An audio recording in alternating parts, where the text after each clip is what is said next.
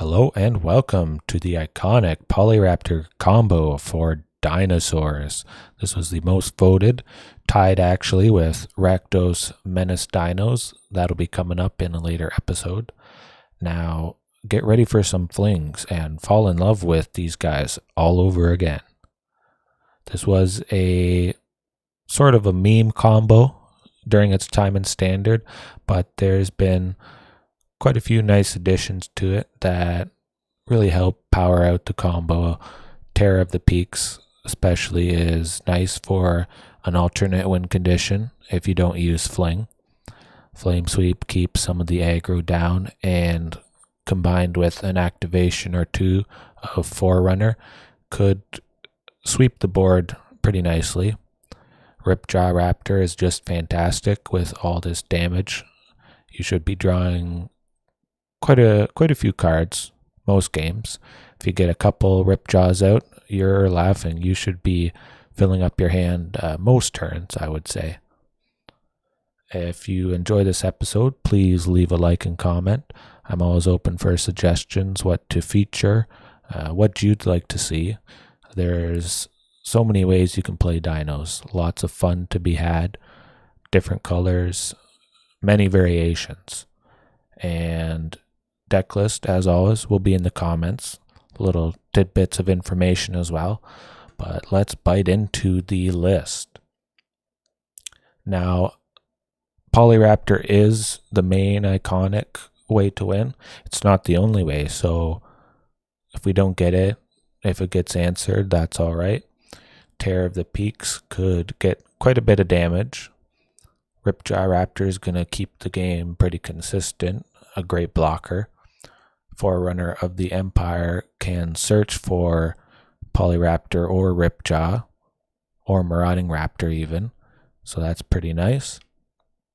And the deck is backed up by a pretty solid core. If you don't get Polyraptor again, it's not the end of the world. All right, a little bit of information about Forerunner now. It's quite a key card, helps get a lot of Polyraptors, draws you a lot of cards with Ripjaw Raptor. It's a great turn 3 play after a turn 2 Marauding Raptor, and overall just helps search for what you need. Now, of course, you can't grab Terror of the Peaks. It's not a necessary card, Terror is. You could go with a lot of great toolbox dinos for Forerunner to grab. Something like Rampaging Ferocidon, shut down the life gain. You got Deathcourt's Scavenger for graveyard stuff. Thrashing Brontodon, the classic. Shifting Ceratops for all that blue stuff. So overall, you can cover a lot of angles with these dinos. There are some others, not as common, but I'll probably do a Dino Toolbox episode in the future. But yeah, overall, you have a sideboard like this, you can bring them in, and you should be pretty likely to see them with Commune, with Dinosaurs, and Forerunner of the Empire combined. And you should be in a pretty good place for quite a few decks. Now, finally, on to the lands. We've got, your basics. Overall, it's pretty similar to what I usually run in a normal dino list, or the one I like to run. But yeah, overall, it's a pretty consistent deck. Keeps aggro in check. And if you have a sideboard, you can cover quite a few things. All right, let's get into some gameplay examples. All right, here we have an example of making as many Polyraptors as you need to win the game. Could be 20, 30, however much to get past the opponent's creatures. It's going to ask you each time if you want to do a Forerunner trigger. You can see Marauding Raptor is at 1 health, so doing one more trigger is going to kill it. Just keep declining it. Let Marauding Raptor hit a Polyraptor as it keeps coming into play. You just do that. Probably, 20, 25 creatures will be good. I mean, depending how big the board is, but in most games, you probably only have to do this safely 25, 30 times just to be certain. But yeah, you can see I just keep making another one. And then when I do that final Forerunner trigger, it's going to ping all of them, double them, and bam, there we go. Pew, pew, pew.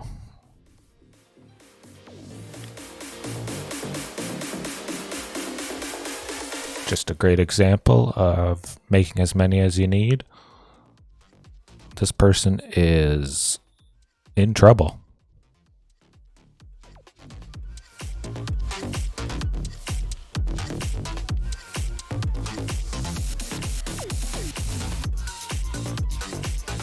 One of the best blockers in the world, just replaces itself.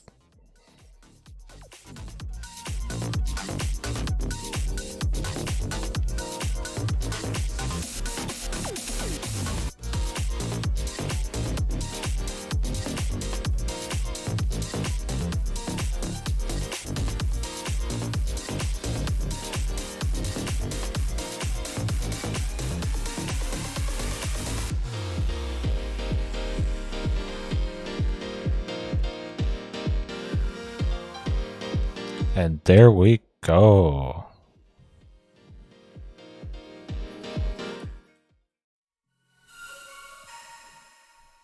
All right, and here we go, friends, with a Terror of the Peaks Polyraptor for the win. This was a little bit hard fought.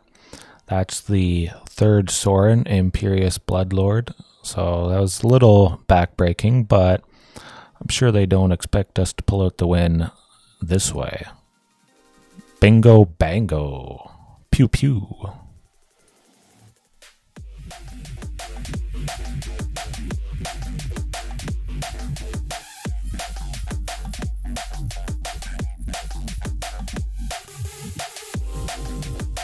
Alrighty.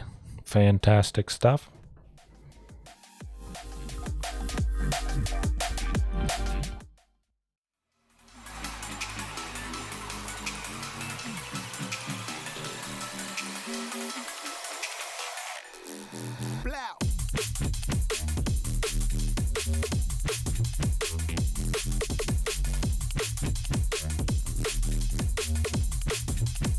Oh man, they just knew Polyraptor was coming up and got the win. That's the power of Polyraptor.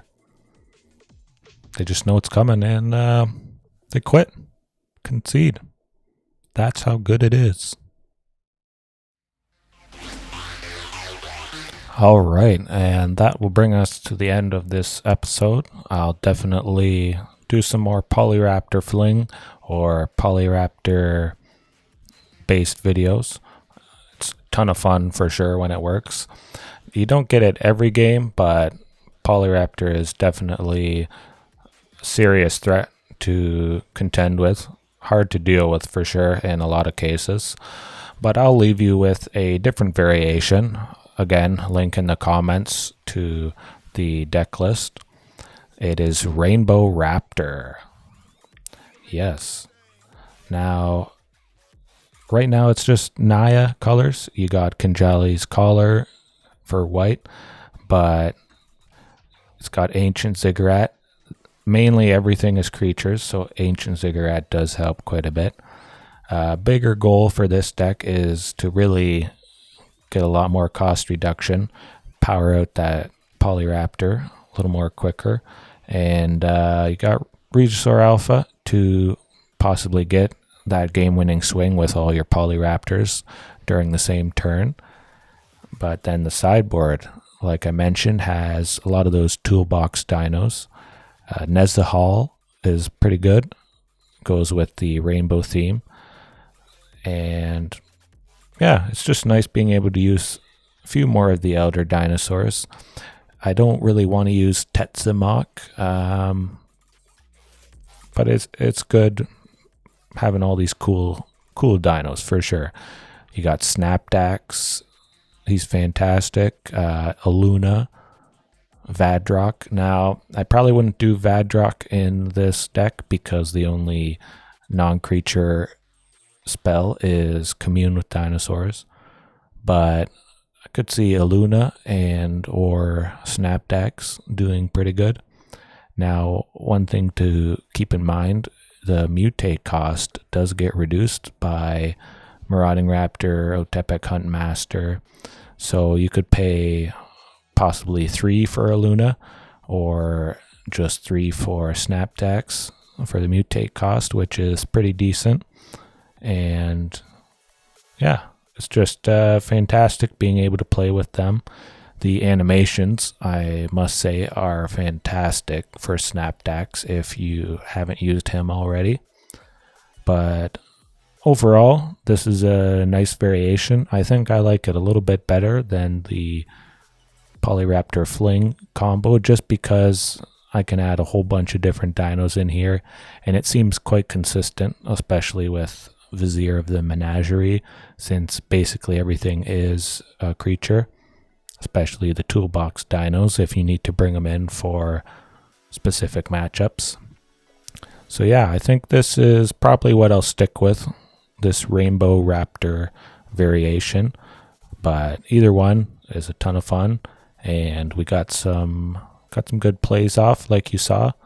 But yeah, that'll do it for this episode. If you enjoyed it, again, leave a like, comment, subscribe if you haven't, and we'll see you next time.